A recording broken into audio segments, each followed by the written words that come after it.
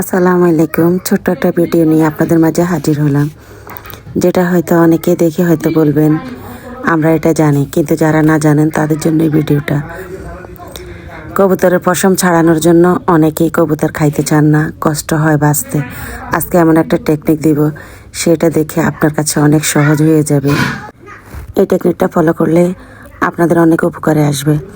গরম পানি বলকায় এরপরে আপনারা প্রত্যেকটা কবুতর ভিতরে গরম পানির ভিতরে চুপ দিয়ে উঠিয়ে সবগুলো রেখে দেবেন। এরপরে একটা একটা করে চামড়া যখন আপনি টান দিবেন তখন সবগুলো উঠে আসবে। দেখেন, একটা কবুতর পরিষ্কার করতে 2-3 মিনিটও লাগে না।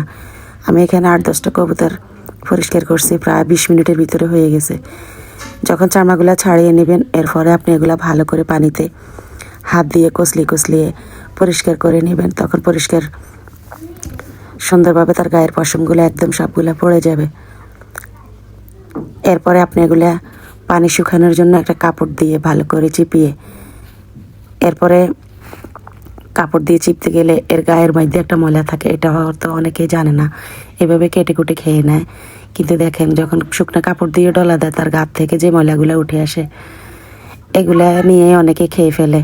আমরা আসলে সবসময় এরকম করি, কবুতর খাই, তার প্রত্যেকটা গায়ের থেকে দেখেন কতটা ছাতা বলেন ময়লা বলেন কীভাবে উঠে। তো একটা একটা করে এভাবে আমরা কাপড় দিয়ে তার অঙ্গ পতঙ্গ সবগুলো থেকে খুঁচিয়ে বের করে নিয়ে তারপরে এগুলো আগুনে ছেঁকে নিই। একটা একটা করে আবার আগুনে ছেঁকে নিয়ে এই তো সবগুলো এখন আগুনে ছেঁকে নিলে তার উড়ন্ত যে পশমগুলো আছে এগুলো আমরা চোখে দেখতে পাই না, তখন আমরা আগুনে দিয়ে এগুলা পুড়ে নিলে পরিষ্কার হয়ে যাবে, পোড়া যাবে।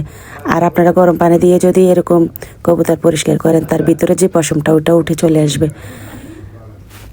সত্যিকারে বলতে একদম সহজ টেকনিক, অনেকে জানে না। শুকনা পশম টানি ছিঁড়ে, তাই অনেকেরই কষ্ট হয়, অনেক সময় লেগে যায়, তাই কবুতর খাইতে ইচ্ছা হয় না।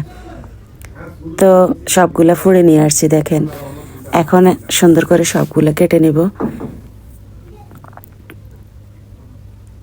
এই তো সবগুলো কাটতেছে আমার ভাবিয়ে, উনি আমাদের কাজিন, উনি আমাকে সবসময় হেল্প করেন। সবগুলা কেটে কুটে নেওয়ার পরে সুন্দর করে ধুয়ে ভালো করে পরিষ্কার করে রান্নার জন্য প্রস্তুতি করলাম। এগুলো আমরা সবসময় নিজেরা খাই, এখন এগুলো অন্যদের জন্য নিয়ে যাব। যেটা আমাদের ভাবি বোনের ছেলে হয়েছে, ওনাদের জন্য নিয়ে যাব। তো ভিডিওটা যদি কারো ভালো লেগে থাকে, একটু হলেও উপকার মনে হয়েছে, তাহলে ভিডিওটা শেয়ার করে দিবেন। কমেন্ট করে মতামত জানাতে পারেন। আপনাদের মতামতে আমি উৎসাহিত হতে পারবো, নতুন করে আবার ভিডিও করতে পারবো। আর ফলো দিয়ে পাশে থাকবেন অন্য ভিডিও পাওয়ার জন্য। কথার মাঝে ভুল ত্রুটি হলে ক্ষমা করবেন, আজকে আমার শরীর ভালো না, তাই কথাটা আমার এমনই আসছে। ভালো লাগলে শেয়ার করে দিবেন, ফলো দিয়ে পাশে থাকবেন। আসসালামু আলাইকুম।